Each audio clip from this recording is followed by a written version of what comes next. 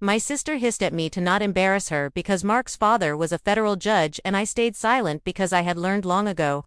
That silence kept the peace even when it burned. At the dinner table, she introduced me with a tight smile as the disappointing sister who never quite lived up to expectations. When Judge Reynolds reached out his hand and greeted me with a calm, respectful, "Your Honor," her wineglass shattered against the floor, the sound sharp enough to cut through years of carefully built lies. But that moment only makes sense if I rewind because the look on my sister Victoria's face had been forming for more than a decade. My name is Alina Mitchell and I was 42 at the time. Victoria was 3 years older and growing up she was everything our parents celebrated. Perfect grades, captain of every team's scholarships and praise followed her like a spotlight. I was quieter, happier with books and long hours studying than being the center of attention at family gatherings. Our parents owned a successful accounting firm in Northern Virginia and we lived comfortably in the right neighborhoods with club memberships and polished appearances that mattered to Victoria more than anything. Victoria married young to her college boyfriend Brad, a rising corporate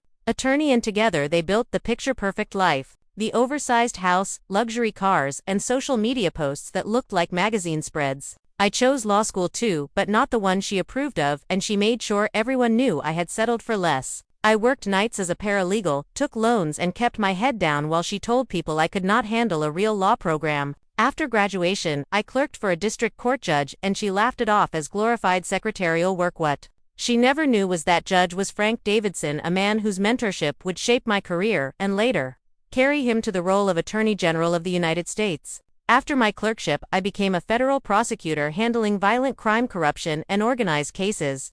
I won often and quietly while Victoria described my career as fine for a government employee. When I was 29, my name was put forward for a federal judgeship and the vetting process consumed my life for more than a year. Background checks, interviews, hearings, all done while I told my family nothing beyond vague updates during that time.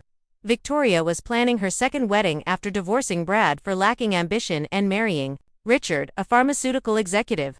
At her engagement party, she proudly announced that at least one Mitchell sister had married. Well, 3 months later, I was confirmed to the federal bench and I did not invite my family to the ceremony. Judge Davidson called me himself to say I had earned it and to never let anyone make me feel otherwise. Those words stayed with me as I began my life on the bench. For 13 years I served as a federal judge, presiding over complex cases, writing opinions cited by higher courts, mentoring young attorneys, and building a reputation grounded in fairness and scholarship. My family believed I was a mid-level government lawyer earning a modest salary and living a small life. Victoria assumed I stayed in a sad apartment because I never posted my home online.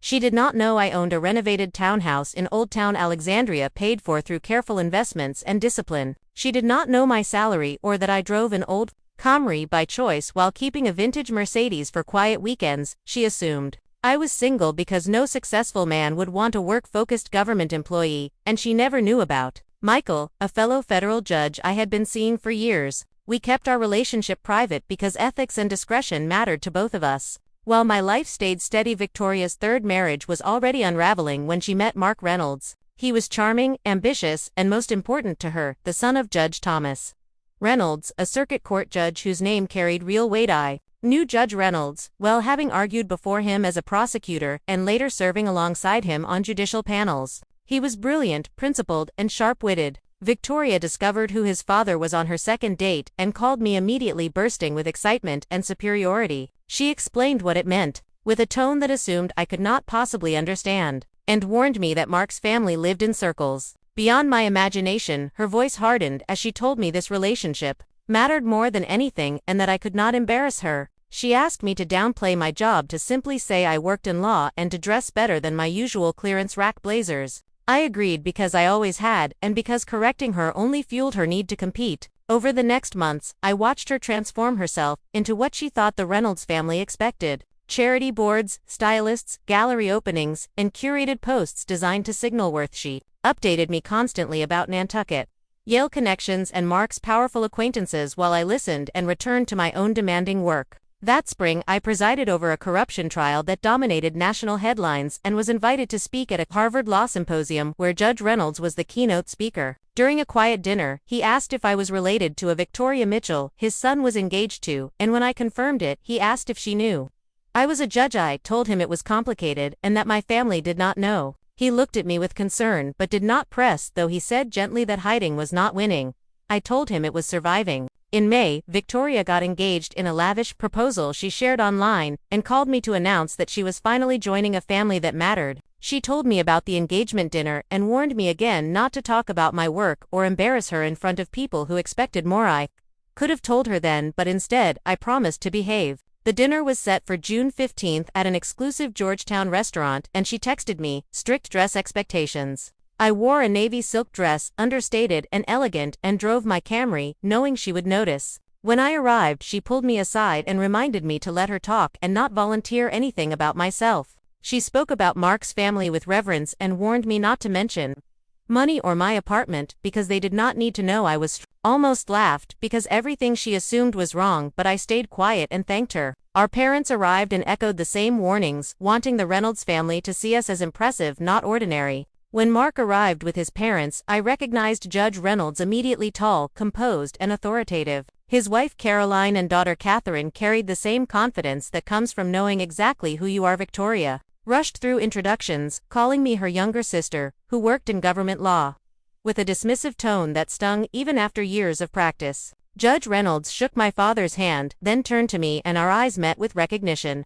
I gave a subtle shake of my head, asking him not to reveal anything, and he smoothly greeted me without acknowledgement. Victoria corrected my respectful address and shot me a warning look as we all took our seats. The table was arranged so Victoria sat between Mark and his father, while I was placed at the far end beside Catherine and my father. Conversation flowed around wedding plans and guest lists, while Victoria dominated every moment, emphasizing status, influence, and achievement. She spoke pointedly about power and ambition with glances in my direction, while Judge Reynolds responded carefully, emphasizing quiet work over recognition. Cat watched me closely, asking questions that Victoria interrupted by minimizing my career as low-level government work. She waved off any distinction and insisted that success looked different for different people while describing me as content with less. My parents nodded, reinforcing the narrative that one daughter had aimed high while the other had accepted her limits. I stayed silent, feeling years of dismissal settle heavily in my chest, as Judge Reynolds finally set down his fork and asked calmly what made them think I was not successful. Question hung over the table, and the air felt heavier as Victoria laughed nervously and explained that success simply looked different for different people. She pointed to my car, my apartment, my government job, as evidence, while insisting she meant no offense. Judge Reynolds listened without interrupting, his expression unreadable. Catherine's eyes never left my face, as if she were piecing something together that no one else had bothered to see. Judge Reynolds asked gently but firmly what my actual title was, and Victoria tried to redirect the conversation back to wedding venues and guest lists. She waved her hand as if my career details were irrelevant noise. My parents smiled in agreement, certain in their version of reality. The certainty in their faces told me exactly how little they had ever questioned the story they preferred. The table went quiet when Judge Reynolds repeated the question, and this time everyone waited for my answer. I looked at Victoria, at my parents, at the smug comfort they had built around the idea that I was the family disappointment. Then I looked at Judge Reynolds, who gave me the smallest nod. I said clearly that I was a federal judge serving on the United States District Court for the Eastern District of Virginia. Silence stretched until Victoria let out a sharp laugh, insisting it was not funny and demanding I stop joking. My mother asked, "Since when?" and my father shook his head, calling it impossible. I reminded them that I had always said I worked in federal criminal law and that presiding over cases was exactly that. Judge Reynolds calmly explained the appointment and confirmation process and asked when I had been confirmed. When I answered with the date and the vote count, the color drained from Victoria's face. Catherine pulled out her phone, searching rapidly, and then turned the screen toward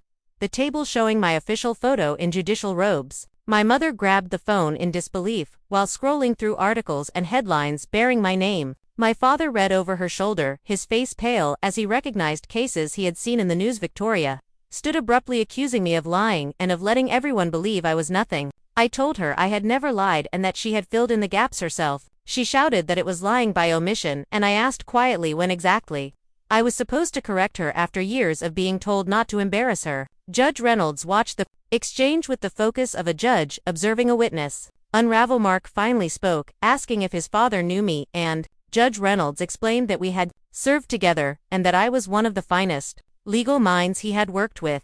Victoria's composure cracked as she accused everyone of insanity and demanded our parents back her up. My mother kept staring at the phone while my father read about a senator I had sentenced to prison. They asked why. I had hidden it for 13 years and I told them they had never asked. Victoria slammed her hand on the table, shouting that I had made her look like an idiot. I told her she had done that herself, and the words landed harder than I expected. Judge Reynolds suggested taking a breath, but Victoria refused, demanding to know why I would hide something like this. I told her I was tired of being her cautionary tale and her comparison point. She accused me of playing poor and unsuccessful, and I reminded her that she had always insisted on paying or assuming I struggled. Catherine continued reading aloud details of my financial disclosures, including my townhouse and salary figures. My mother gasped and Victoria stared at me as if seeing a accused me of letting her pay for dinners and of pretending to struggle.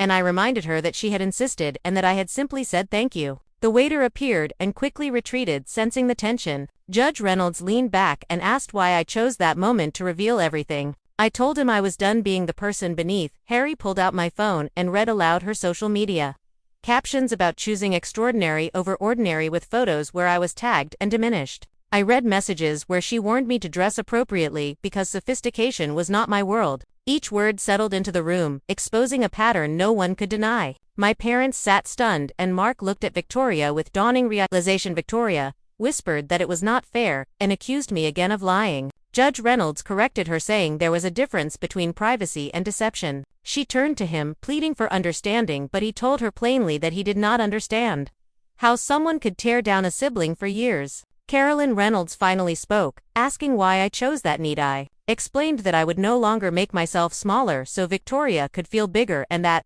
I refused to let her version of me be the truth carried into a family I respected. Victoria accused me of revenge, and I told her it was about dignity and self-respect. I picked up my purse, apologized to the Reynolds family for the scene, and prepared to leave. My father tried to stop me, but I told him I was done waiting and done being quiet. Catherine stood and asked to walk me out, and in the parking lot she leaned against my Camry, laughing softly at the irony. She admitted she had known who I was weeks earlier and wanted to see if I would hide or if my family simply refused to see. Mesh told me she thought I was extraordinary and that her brother might be realizing he was marrying the wrong sister. I told her he loved Victoria, and she replied that love did not excuse blindness. She encouraged me not to disappear completely and said her parents respected me. Something loosened in my chest as I drove home to my townhouse and texted Michael that the family dinner had been necessary. That night messages poured in accusing me of ruining everything and embarrassing the family. I turned off my phone and listened to Michael reassure me that being seen mattered. The next morning, voicemails demanded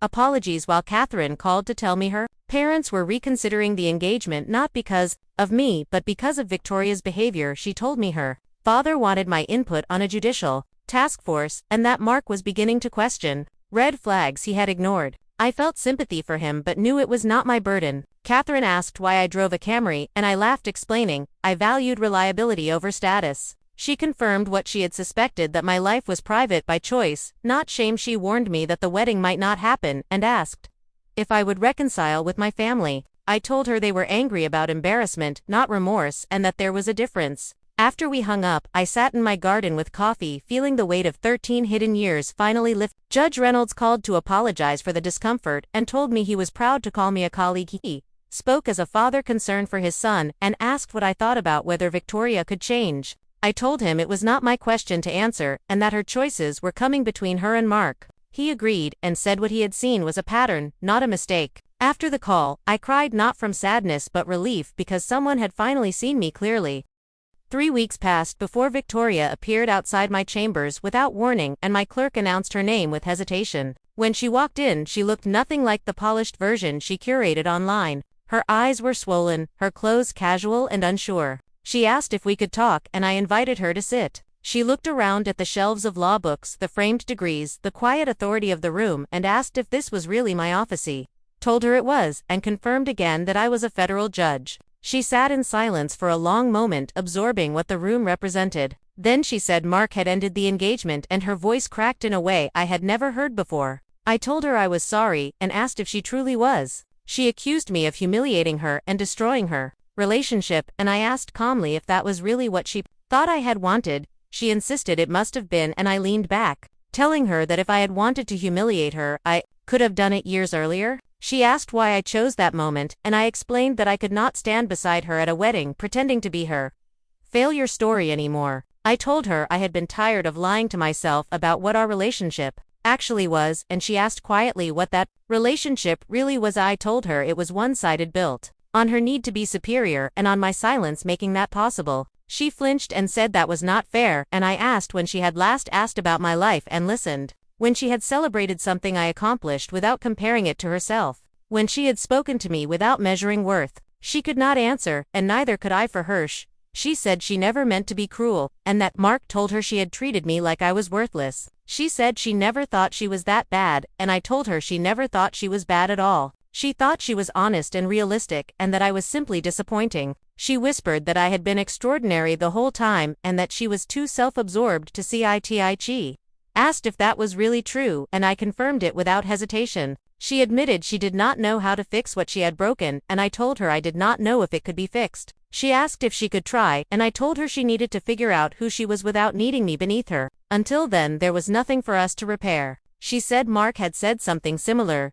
She told me our parents were upset with her and believed she had driven me away and ruined the family. I told her she had not ruined anything but had revealed what was already there. She asked if I would attend therapy with her, and I refused, gently explaining she needed individual therapy first. Family sessions without self-reflection would only be another performance. She stood to leave and said she had ruined everything, and I corrected her saying she had revealed everything. At the door, she turned back and told me she was proud of me and that 13 years on the bench was incredible. I thanked her and watched her leave feeling neither victory nor anger, only a quiet finality settling into place. That evening, I met Michael at my townhouse and told him everything as we shared dinner and wine. He shook his head at the idea that my family had never known and called it impressive and depressing all at once. He asked if I was okay, and I told him it felt like setting down a weight I had forgotten I was carrying. I wondered aloud what life would look like without apologizing for my success. Months later, my parents called after seeing my name shared at their country club tied to an article I had co-authored with Judge Reynolds.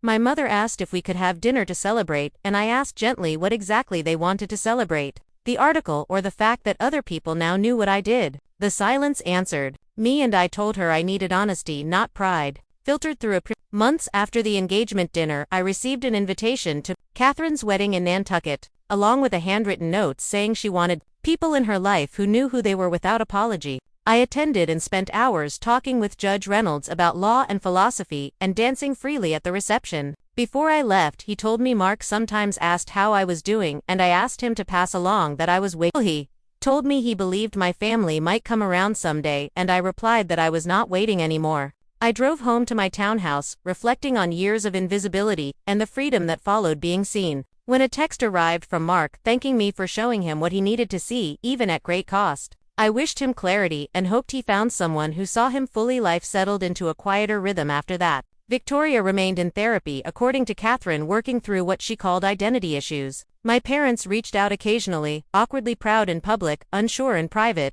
I kept my boundaries firm, choosing peace over performance. I focused on my work, mentoring clerks, writing opinions, and contributing to reforms that matter. Afternoon, as I reviewed briefs, my clerk announced a delivery, and I received a handwritten note from Judge Davidson, congratulating me on another citation and reminding me that integrity sometimes requires solitude. His words echoed those he had spoken years earlier when I first took the bench, and I realized how far I had come from the woman who hid her accomplishments. To survive family dinners, I no longer drove the Camry to appear smaller or dressed down to avoid questions. I lived plainly but honestly, inviting those who respected me into my life and letting distance grow where respect could not. Michael and I continued quietly building something solid, grounded in mutual understanding rather than comparison. I thought of Victoria. I felt compassion rather than resentment, recognizing how deeply insecurity can shape cruelty. I hoped she would learn to define herself without tearing others down. But I accepted that her growth was not my responsibility.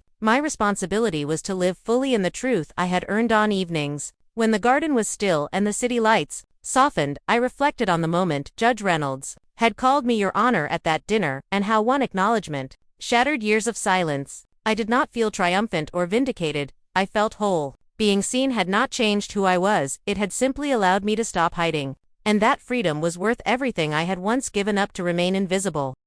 In the weeks that followed, my life looked the same from the outside, but felt entirely different inside. The courthouse halls were familiar, yet lighter, as if the walls no longer echoed with a version of myself that needed to shrink. Clerks greeted me with the same respect as always, but I carried it differently now because I was no longer carrying the secret weight of being unseen at home. Every ruling I wrote, every conference I attended felt cleaner because there was no longer a split between who I was at work and who I pretended to be with family. My parents called sporadically at first, and every conversation followed the same awkward pattern. They spoke about articles colleagues had shared or comments made at the country club, and I listened quietly until the conversation circled back to image, rather than understanding. Eventually I told them I would only continue talking if we could speak honestly about how they had treated me. There was a long pause, and then my father admitted he had never questioned the story, because it was easier to praise one child than examine how they had overlooked the other. That admission did not fix anything, but it cracked something open.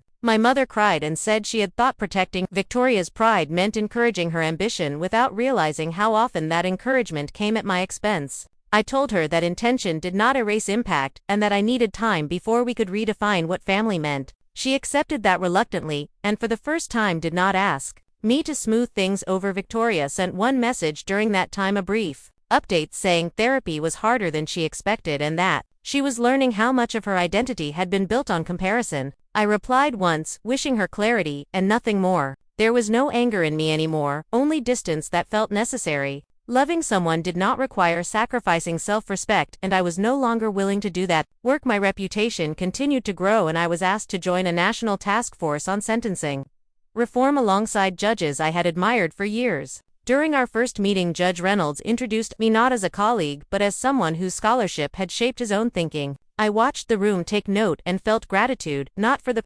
recognition, but for the ease with which I could now accept it. Michael noticed the change before anyone else, and said I laughed more freely and slept more deeply. Our relationship no longer felt like a quiet corner of my life, but an integrated part of it. We still valued privacy, but it came from intention rather than fear. One evening over dinner, he asked if I regretted not telling the truth sooner, and I thought about it carefully before answering. I told him survival had its own logic and that I had done what I needed to do at the time. Regret only made sense when there had been a better option available, and for years there had not been. What mattered was that I chose differently once the cost of hiding outweighed the cost of being seen. He nodded and said that sounded like judicial reasoning applied to life. As months past, invitations arrived from conferences, universities, and panels, and my parents learned about them secondhand rather than from me. The shift unsettled them, but it also forced them to confront how little they had known about my life. My father eventually asked if he could attend one of my talks, not to boast but to listen.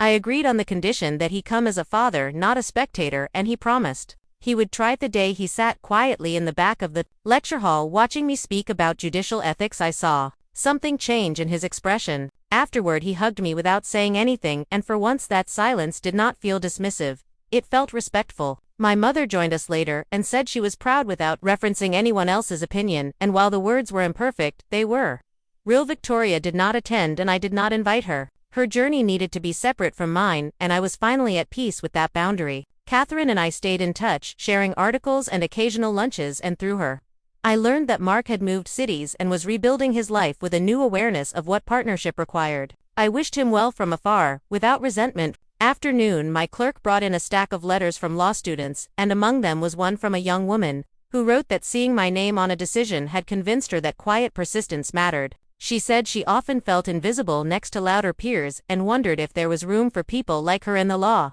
I wrote back personally telling her there was not only room, but need for those who worked without spectacle. That letter stayed with me because it reminded me why the years of silence had not been wasted, even if they had been painful. I had learned patience, discernment, and the ability to hold my ground without applause. Those skills now allowed me to mentor others more effectively and to recognize potential beyond bravado. Invisibility had taught me how to see. As autumn settled in, my parents invited me to a small family dinner without extended relatives or expectations. I agreed cautiously and arrived to a simple table and nervous smiles. The evening was uneven, but sincere, with questions about my work that were curious rather than competitive. When my mother apologized directly for years of minimizing me, I accepted without rushing forgiveness. Healing did not require immediate resolution, only honesty and consistency. Victoria did not come, and that absence was acknowledged without commentary.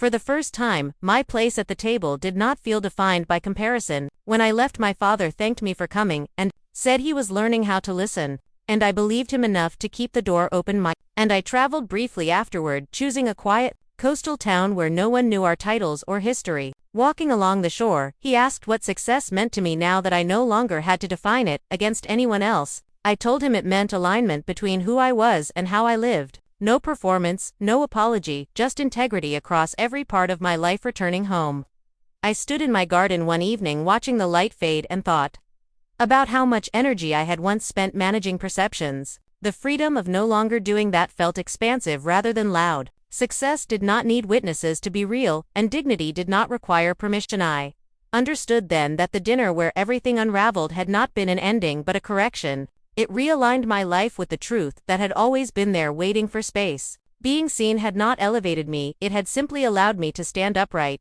And from that posture, everything else followed naturally. Winter came quietly, and with it a sense of steadiness I had never known before. The courthouse moved through its familiar rhythms, and I moved with it, grounded and unburdened. My work felt purposeful in a deeper way because I was no longer dividing myself into acceptable and hidden versions. The integrity I demanded in my courtroom finally matched the integrity of my private life. My parents continued reaching out in small, careful ways, not with grand gestures, but with effort. My mother sent articles she thought I would find interesting rather than ones that made her look impressive. My father asked questions and waited for answers instead of filling the silence with assumptions. Progress was slow and imperfect, but it was real enough for me to stay present without losing myself. Sent another message months later saying therapy had forced her to confront how deeply she had feared being ordinary. She admitted she had built her confidence by measuring herself against others, and that losing Mark had stripped that illusion bare. I thanked her for telling me, and wished her strength. There was no reconciliation promised and none demanded. Honesty was enough for now. Professionally, the year ended with recognition I accepted openly rather than deflecting. A legal journal named one of my opinions among the most influential of the decade, and when colleagues congratulated me, I said thank you without minimizing or joking it away. I had learned that accepting acknowledgement did not make me arrogant, it made me honest. Michael and I hosted a small gathering at my townhouse, inviting colleagues, friends, and a few neighbors who had become part of my everyday life. It was warm, unpretentious, and joyful. As laughter filled the rooms, I realized how much I had once underestimated the power of chosen family. These were people who knew me fully and required no The end of the evening, Judge Reynolds stopped me near the doorway and said he was glad I had stepped into visibility because the legal community needed examples of leadership without spectacle. I told him his single word at that dinner had changed everything. He smiled and said, "Truth has a way of demanding space," once spoken aloud. A few weeks later, I received a handwritten card from a law student I had mentored thanking me for showing her that success did not require loudness or cruelty. I placed it in my desk drawer, alongside others like it, reminders of why my journey mattered beyond my own healing. Spring returned, and with it a sense of renewal that felt earned rather than symbolic. My parents invited me to a quiet brunch and spoke openly about their mistakes, without defending them. My mother said she was proud of the woman I had always been, not the title I carried. Those words settled gently, and I accepted them without bracing for disappointment. Victoria did not attend, and for once that absence felt neutral rather than heavy. Her work was hers to do, and my peace no longer depended on her progress. I had learned that boundaries were not punishments, they were acts of care. One afternoon, as I walked through Old Town, the sun caught the brick facades, and I felt a simple gratitude for the life I had built deliberately and quietly. The townhouse, the work, the relationships, all reflected choices made with intention rather than fear. I thought about the years I had spent hiding and realized they had not been erased, they had simply become part of the foundation. That evening, Michael and I sat in the garden talking about the future without urgency or performance. He asked if I ever missed the invisibility, and I told him no, because invisibility had been armor and I no longer needed it. Being seen was not about attention, it was about alignment. As the light faded, I remembered the sound of the wine glass shattering at that dinner and how startling it had been. At the time, it felt like destruction, but now I understood it as release. Something fragile had broken to make room for something stronger. Had not exposed the truth to punish anyone or to prove my worth. I had done it to reclaim myself. The cost had been real, but the freedom was greater. I no longer introduced myself apologetically, or allowed others to define me through comparison. My life moved forward without spectacle, grounded in work that mattered and relationships built on mutual respect. The story that once defined me as lesser no longer held power because it was never true to begin with. I closed that chapter not with triumph or bitterness but with clarity. I was a federal judge, yes, but more importantly, I was whole. I had stopped hiding, and in doing so, I had finally stepped fully into my own life.